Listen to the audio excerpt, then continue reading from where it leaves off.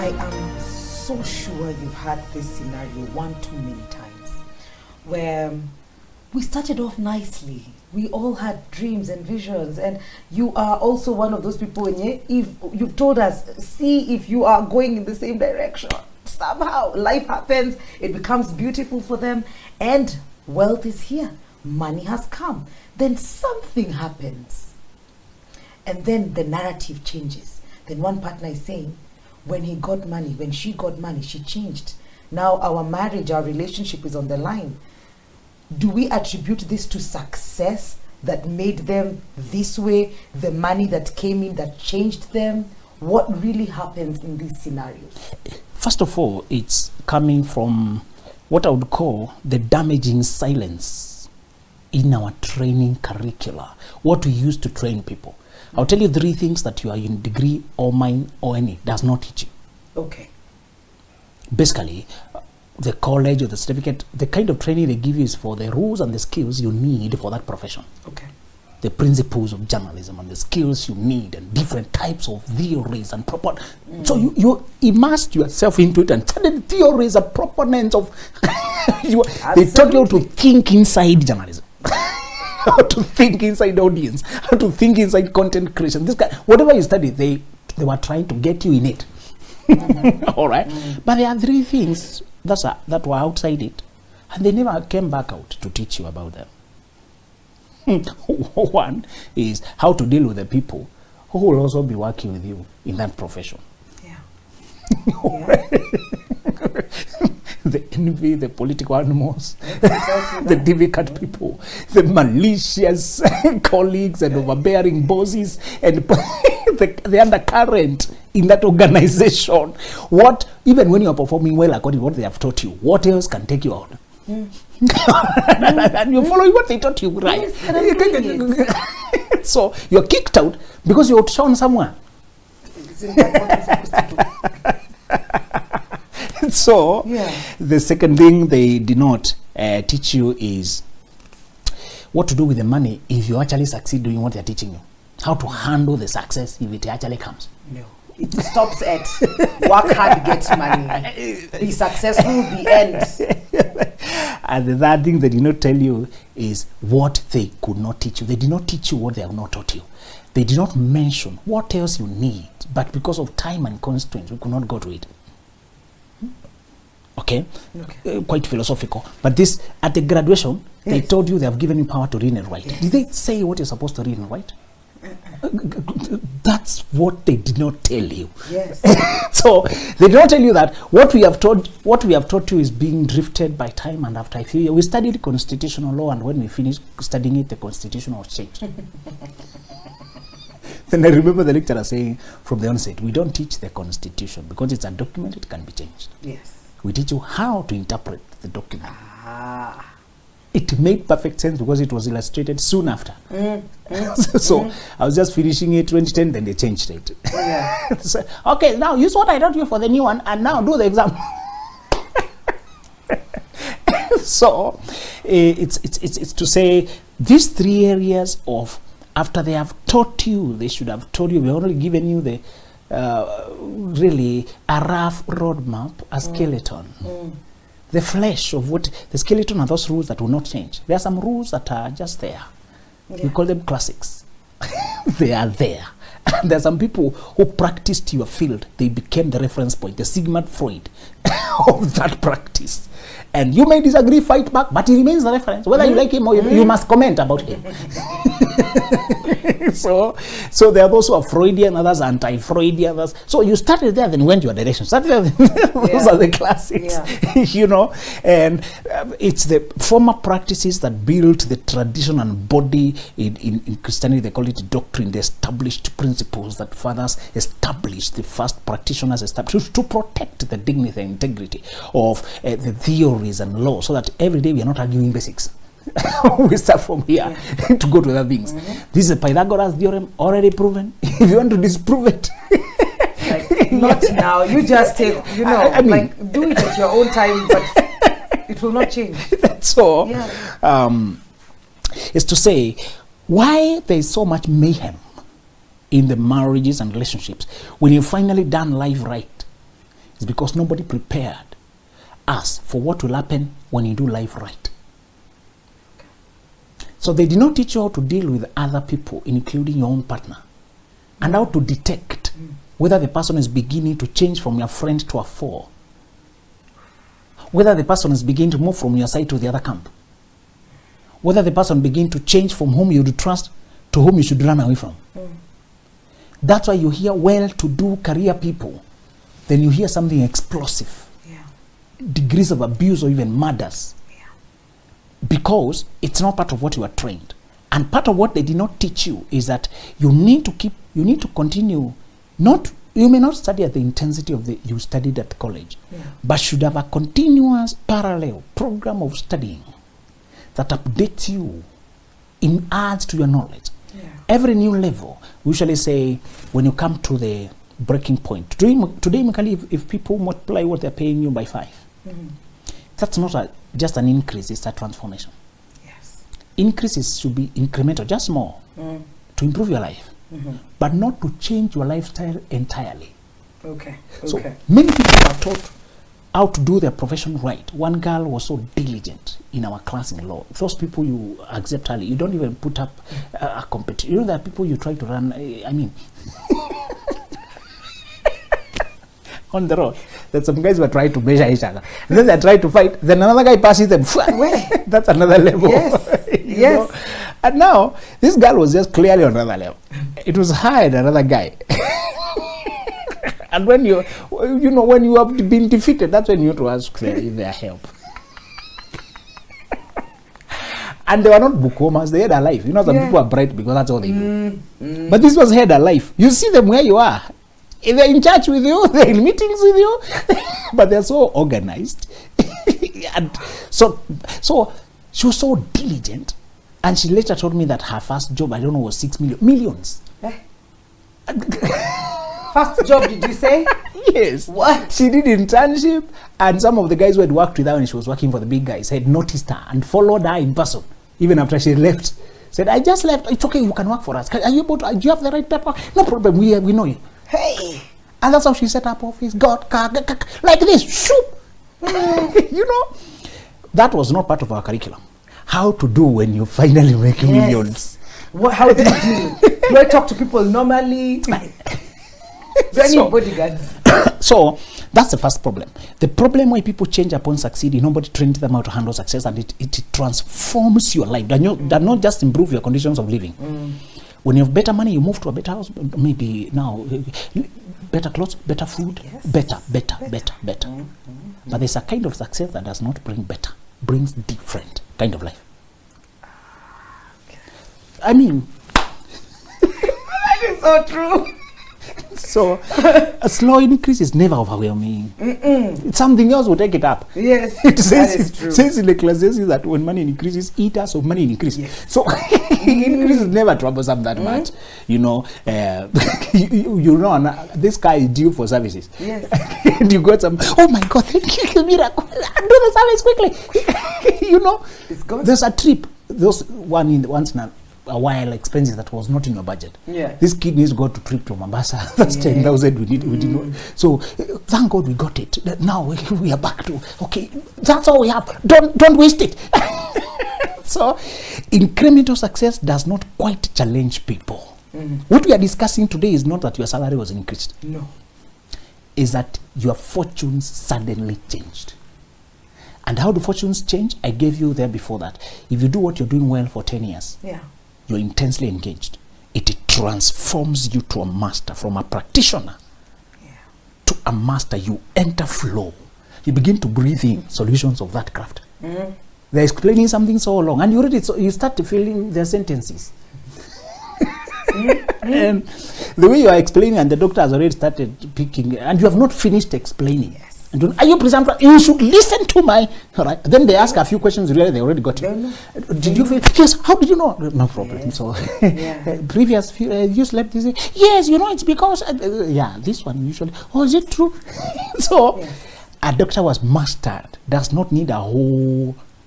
They'll know when this and this and this are locked. I know it's this. This is the answer. And when you enter mastery, you are not, unless you are not awakened. your worth is 10 times over the normal practitioners, and your pay is over 10 times over and above. And this time I was telling you about we have footballers who are very good. Then we have the Cristiano Ronaldo kind of footballers good. Yes. Then the Lionel Messi kind of. Yes. You know, you have managers who have companies, and we respect them. But then we have the Elon Musk kind of managers. Yeah. We have the Warren Buffett kind, Yes. the Jeff Bezos kind. Yes. You wonder who are they competing with? They keep breaking new records. You wonder who is ahead. Who is ahead of them? So, because on that universe, the universe they're in, is not competition. They're not inspired by who is ahead. It's what is ahead. What more do they want? What drives them? So, when you enter, after 10 years of doing a thing well, it should poop if you did it well. Okay. But if you're just practicing, just doing, that's why I've been 30 years, I have 30 years of practice, and these people are really mistreating us. How could they not? Imagine now they're trying to. 30 years, what were you practicing? Because many people just do regurgitate, they put in and out, they don't transform. The journey from being a student to an intern to a practitioner to a master is progressive, and does not depend on time, it depends on attention. Remember that. Okay. Remember that. Okay. Time alone is just a space. Time is just a space for you to do what you want with it. Yes.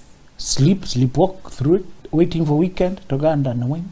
What are you unwinding? You never rewound any. And then waiting for endman, waiting for. So there are people in cyclic. Time is just a space they're dragging through and forbearing. I don't have the energy to, oh my God, it's only Monday. I'm already done with this week.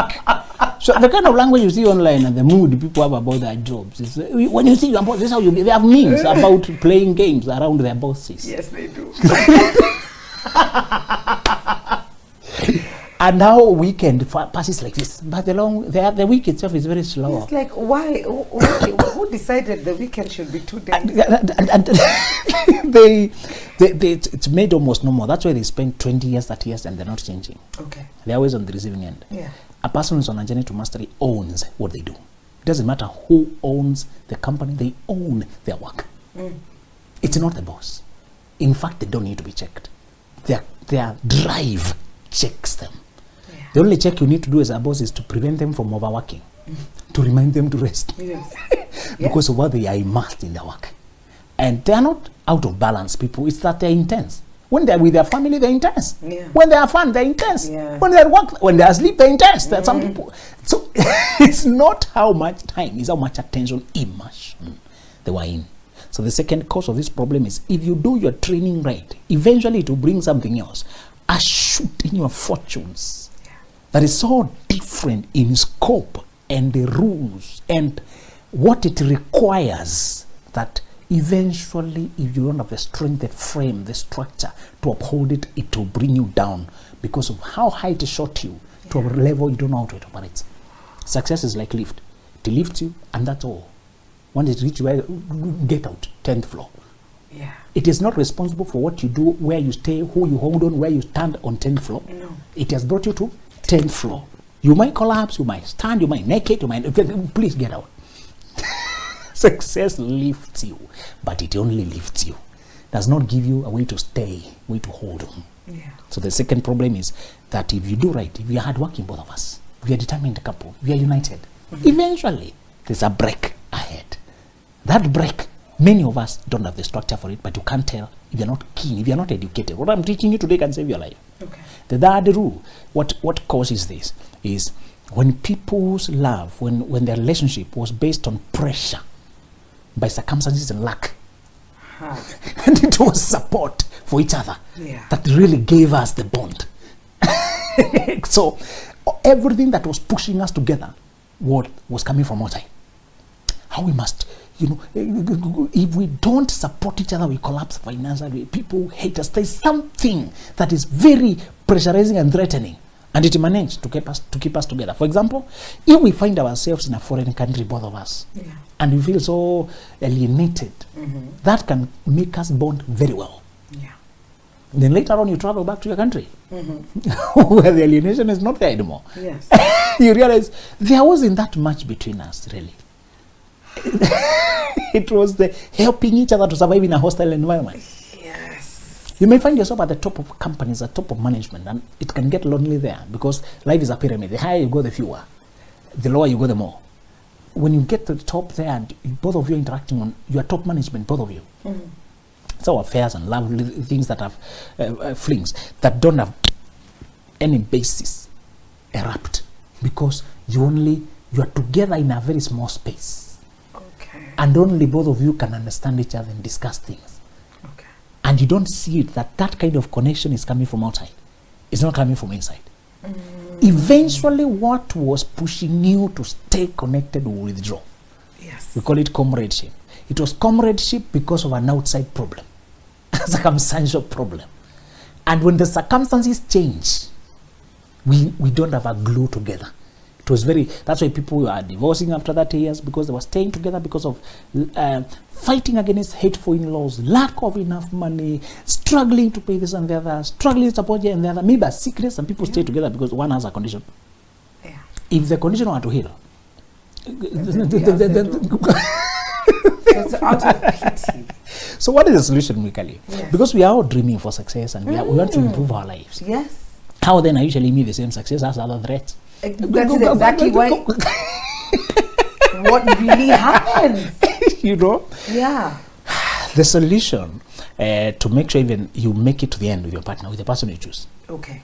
Or with the one you are with now. Mm-hmm. Because as I told you, growth. When you choose, number one, choose a person and take them for who they are. Mm-hmm. Check who they are now and check whether that's what you want to deal with. Now. Yes. And then consider the path they are on. Mm-hmm. Remember the 2P. Okay. The person they are, Yeah. the path they are on. Yeah. Everybody is on the move. Nobody is stagnant, please. Mm-mm. Life is like a river, and time is like the water flowing there, pushing all of us forward. Yeah. You're either swimming or being dragged along or being pushed. That is so true. Water pushes dead things to the side, and life does the same. You die, they put you to the side, put you underground, get you out of. So check the path they are on. Do you like it? The path, I mean, are they teachable? Are they hungry to learn? Are they improving? Are they conscious that they need to learn, grow, improve, adapt, correct, incorporate, adjust, say sorry, humble? Can you see that in their makeup now? That's a path. The personality they are, the person they are, could be extroverted, happy, honest, kind, playful. If you ignore the path, you'll have a wonderful personality that is stagnant. Please. That is very powerful. The guy explained a very wonderful girl and wondering, so if she's so wonderful, why is she a topic in our discussion? Because she's so kind, polite, cleans the house, and she's up, comes home early, she's attending. So are you here to praise her? Where are we going? What's the point? It's not normal for men to advertise their wife to other men. Naturally, it's not quite. Oh, goodness. So where are we going? Yeah. Only to come and say, describe the path he ignored. That girl is satisfied. She does not have the requisitory instinct that stirs me at night to wake up and jot down ideas. So I say, that girl lives so peacefully, just sleeps, wake up, go to work, but she's arrived. And then he was talking about those tiny cars people start with. So that girl has fallen in love with a tiny car. It makes me look bad because I'm driving a big car and she's still the tiny. He's the one who reminded me the point I was telling you in another show, that too often children are around the mother more when they are young, especially. So tell me, why is your family traveling in a Beetle and you're in an elephant? I mean, are you? Sometimes I ask her to drive this one. She says it's too big. Maneuvering it is tiresome. So you will see. Imagine fearing to wear good clothes lest you attract robbers. Okay. That's extreme though. Like, why are you putting so much money in a gate? Because it's a gate arch he had seen somewhere in Dubai, some place, and he wanted to put it here. He has the pictures explaining to Fundi. So they also hold you back. And that is a wonderful person, honest, kind. Church girl goes to Sunday school singing with kids, praying them to bed. And but what is happening? The stories they can talk are diminishing. Yes.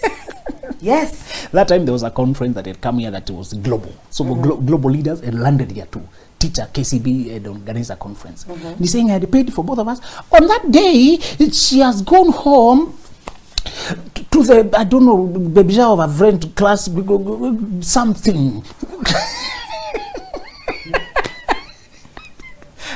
You know, I'll try to come depending on when we finish. Never made it. And I said, brother, you consider the personality, not the path. Yeah. Oh, yes. So people's path is level. Your trajectory, your path is upwards. You may have wonderful personalities in college. I don't have time today to tell you about that deep. After people finish college, they usually go down. Yeah.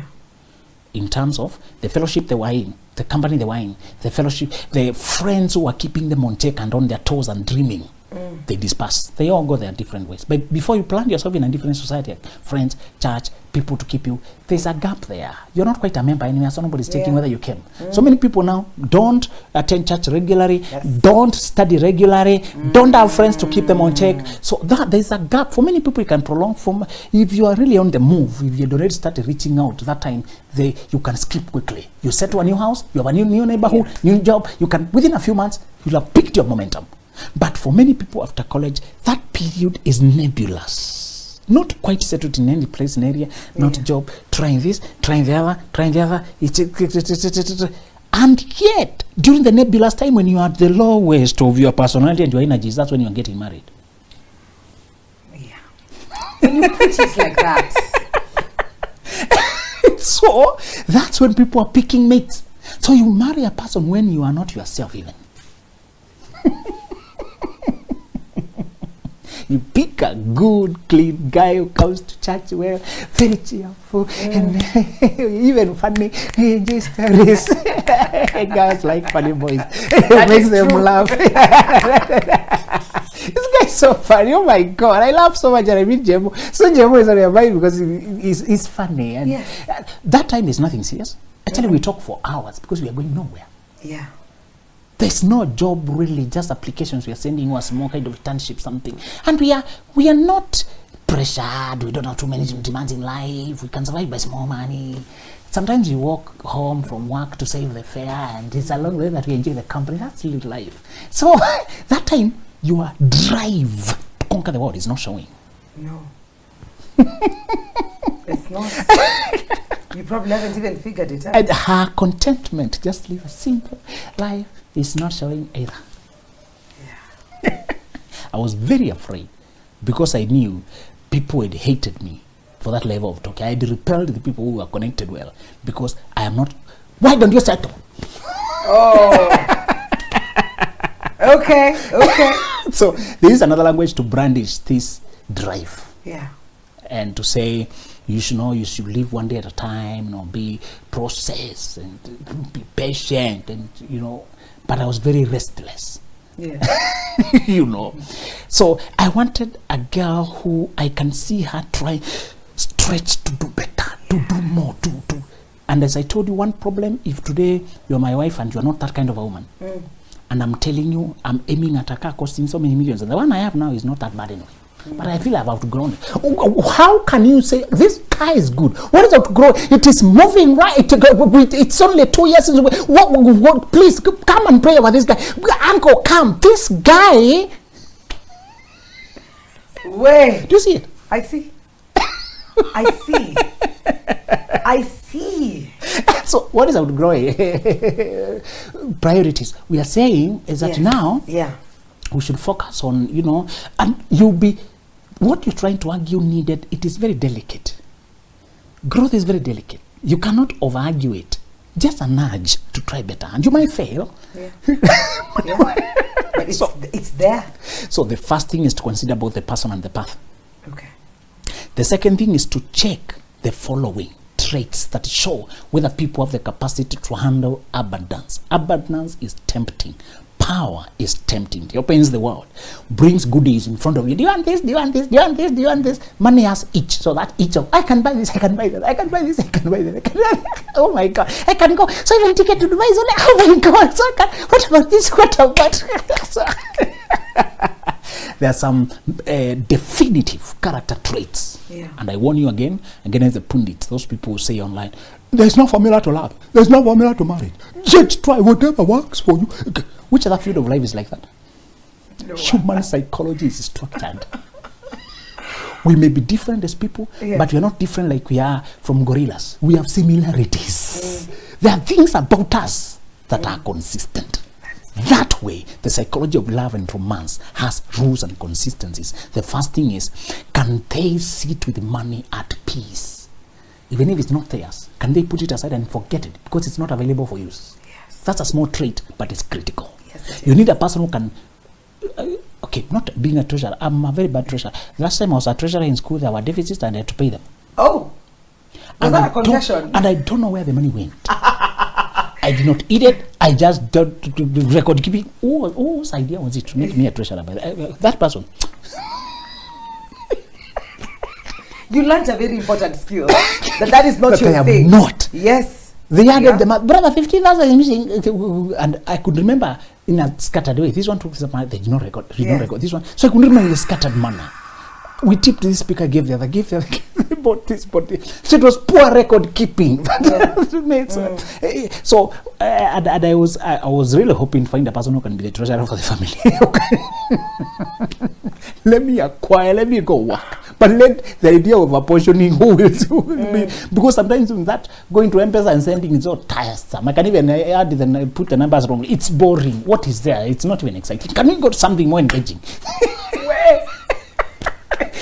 So I can hand over the phone to somebody to send the money because I could have done something those few minutes. Thank you. Something else other than that. So make sure this person has the capacity to sit with money unperturbed, undisturbed. Mikali, if you move on with the life they did, you will handle a lot of money in cash and it's not stolen. One guy who's a contractor told me sometimes we handle cash and it's clean money. Yes. Because I'm buying hardware here, just 100,000, other one here. In total is millions, but it's not one purchase. No. So he told me, and most of these people, many of our sellers, don't trust these electronic whatevers. Yeah. they have been swindled and they're saying cash only. Withdraw to this. So you just do withdraw. M-Pesa has limit per day. So he told me, many times we work with cash out of necessity. The casual laborers want to pay, we can't pay them by M-Pesa. Many of them don't even have the phones. And I'm paying 500 people, just 1,000 each. How much is that?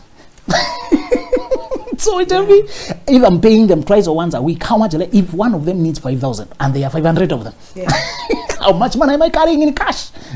So tell me, sometimes my wife came handy. For him, usually my wife is a perfect handler of money. She's very composed. Make sure the person has composure, even with money. She told me, the girl has a quiet car that you didn't suspect. So put the money there, she would transport it for me. I can't, because thieves, I've learned that transportation money, they usually corner people. So she could have a normal handbag, holding a baby from school, as if they just and she's about to bring the millions to me to dispatch. So make sure they have composure around money, even when it's theirs or not theirs. But I'm not talking about the organizational ability to handle details of money. That's personality issue. I'm talking about, do they get excited too much that they must spend that money? I told you that people can't sleep until they're background. Are we together? Yes. When they have some money, they must spend it before they can settle. You and that money cannot sleep in the same house. Yes, exactly. The second trait, are they honest with small things? Are they still able to follow up on small things, even when they have a bigger thing happening? That people, once they have status, they forget small things of the small things that matter with your friends, with your children, with your... When that big thing of money and status comes, it will make them a superstar. So they're no longer available to pick their kid from school, no longer available to come to churches no more, no longer available for the family fellowship, no longer available for the phone calls we do, for the dinner we do every Sunday. You see now, as a CEO, some things now, you can't fit. My boss wanted to see me and I have to fly to Surrey. Do they seem humble enough to attend to small things, even when they have another bigger respect up there? Yeah. They could have the title of youth pastor. That time the big titles are very small, but they are big from where you are. Yeah.